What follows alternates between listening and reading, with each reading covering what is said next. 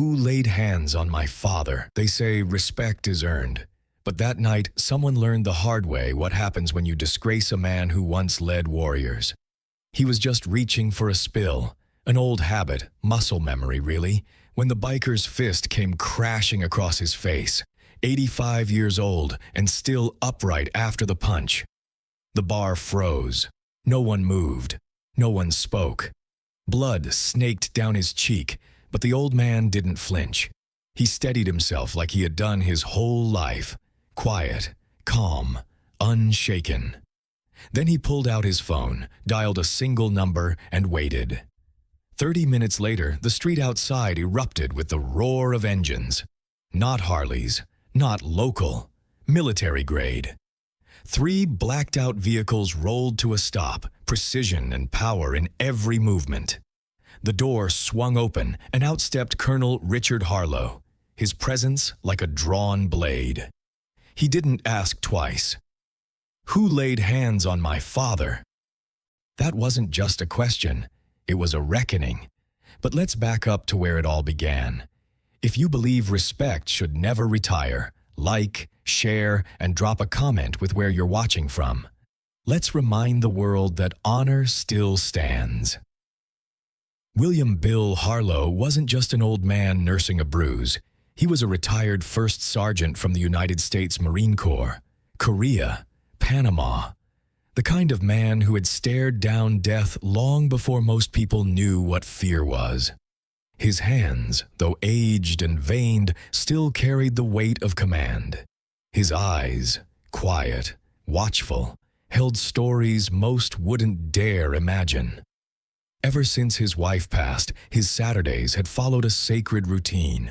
Visit the bar he once owned, wipe a few tables, and feel close to a time when life still made sense. The cloth in his pocket wasn't for cleaning. It was a thread that stitched him to his past. The bar had changed hands years ago, but the new owners respected him, until today. They came in loud, boots stomping, vests stitched with arrogance, not honor. Bikers, not the friendly kind. These men didn't belong. They claimed space, not earned it. Bill noticed their table was sticky with spilled beer and, without a thought, moved in with his cloth. It was automatic. But the largest one, hulking, full of swagger, snarled, "This table's mine. Can't you see you're too old for this?" Before anyone could blink, the punch landed, heavy, cruel. Bill staggered into a stool, the room holding its breath. But no one helped. Not a hand, not a voice. The bartender turned away, polishing the same glass over and over. The manager slipped into the back like he hadn't seen a thing. Bill didn't lash out. He didn't shout. He reached into his jacket with the steadiness of a man who knew there were other ways to fight. He pressed the call. One ring. "Dad!" Richard's voice, sharp, alert. "What happened?" Bill's voice was composed, but the blood on his shirt said otherwise. "Just a small situation at Ollie's, nothing serious." But Richard knew better. His father never called during active field drills. Never. And there was something in that slight break, an edge of weariness behind the steadiness, that told him this wasn't just a bar scuffle. "I'm on my way. Don't move." Bill closed the phone and sat. He didn't look at the biker now standing over him, smirking like a schoolyard bully. "Who'd you call, Grandpa?" "Retirement home?" Bill said nothing, just held the handkerchief to his cheek, his silence heavier than any threat. Because it wasn't surrender. It was calculation, the kind of stillness that comes before thunder.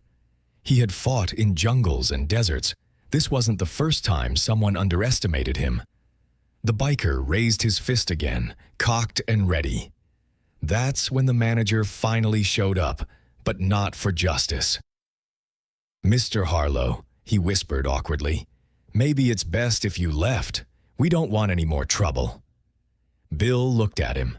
The same young man he'd once hired as a dishwasher, now too scared to stand up. There was no anger in Bill's eyes, just a deep, worn disappointment. He stepped outside without a word, settled on a bench, the sky folding into dusk above him. Blood on his cheek, cloth in his hand, phone still warm. He made one more call, his old unit, just to confirm the security footage existed. "First Sergeant Harlow, sir?" The duty officer on the line straightened his voice instantly. "We'll retrieve the footage immediately." Back at Fort Bragg, Richard had just been reviewing logistics for an upcoming operation. Then the alert lit up his phone. Code Gray. Father assaulted. Richard didn't hesitate. "Prep the convoy." "Sir, is this sanctioned?" his XO asked. "No," Richard said flatly. "This is personal, but it matters just the same." Within minutes, 3 armored vehicles were loaded and rolling. Local cops could have been called. But Richard knew, some things don't go in a report. This wasn't about revenge. It was about legacy. It was about lines that don't get crossed. Back on the bench, Bill waited. He wasn't rattled. He wasn't angry. He was just still, watching, calculating. Decades of discipline running through his veins. Inside, the bikers laughed, clinking bottles, mocking the man they thought had walked away. What they didn't know? He hadn't walked away. He was just waiting for the right kind of justice to walk in. Everyone had seen it, the hit, the fall, the blood. Yet no one said a word. Heads dropped, drinks clinked awkwardly, and the cigarette smoke thickened with cowardice. Even the ones who looked like they wanted to help didn't. A young server leaned in to whisper, "Shouldn't someone do something?" But the answer was flat and final. Not worth it. That silence. That's what Bill had always fought against. Not just on battlefields abroad, but in the quiet, everyday decisions that shape who we become. And when he made that call to his son, it wasn't weakness. It was principle. Because when a man who once held a rifle to protect freedom gets struck down in his own neighborhood and no one blinks, that's not just a problem, it's a rot. 30 minutes after he made the call, the air outside shifted. The growl of military engines shattered the lull. 3 armored vehicles pulled up like judgment itself, followed by a flag-bearing Humvee. Inside the bar, laughter died in throats. Glasses froze mid-air. Boots hit the pavement with a rhythm that demanded attention. Colonel Richard Harlow stepped out first, flanked by 8 Special Forces operators in tactical uniform. No weapons were visible, but they didn't need them. The air around them carried more authority than a badge ever could. Richard walked into the bar like it was a war room, calm, controlled, dangerous. His voice cut through the stunned silence. "Who put their hands on First Sergeant William Harlow?" No one spoke. The bikers, so loud before, were now stone quiet. Some tried to look tough, others shifted nervously. One soldier tapped a small device. Suddenly, the wall behind the bar glowed with video footage. Clean, undeniable. There it was, Bill stooping to clean a spill, and then bam, the punch that silenced the room. Richard turned to the manager, his voice tight with restraint. "The man you kicked outside built this place from nothing. That's my father." He didn't raise his voice. He didn't need to. But beneath his control was a fury honed by years of command and bloodshed. One of the bikers, the one with the punch, finally spoke up, voice cracking. I didn't know who he was." Richard stepped closer, eyes sharp enough to cut steel. "You don't need to know someone to reveal who you are. When you strike someone for appearing weak, you've already exposed the truth about yourself." The bar barely breathed as he continued. "The man you hit, he's not just my father. He's a Medal of Valor recipient. He carried 14 wounded Marines to safety under fire in Korea. He's buried every brother who ever served under him. You didn't just hit an old man. You laid hands on living sacrifice." With a nod, Richard ordered his men, "Secure the premises." The team moved with surgical grace, one assisting the now ashen manager in filing a formal report, another retrieving all camera footage for evidence. Local police arrived within minutes, guided by military coordination. The biker who threw the punch was taken into custody, quiet, compliant, no more threats left in him. Outside, on that same bench where he'd waited in silence, Bill watched. He didn't rise when Richard approached. He didn't need to. His son stood before him, straight and proud. Then, without a word, the decorated colonel snapped to attention and saluted. Bill returned the gesture, slow, deliberate, his back straightening, muscle memory kicking in from years of command. And then Richard pulled him into an embrace. Behind them, the entire Special Forces unit lined up and saluted the aging warrior. Locals had gathered by now, kids with wide eyes, parents whispering the gravity of the moment.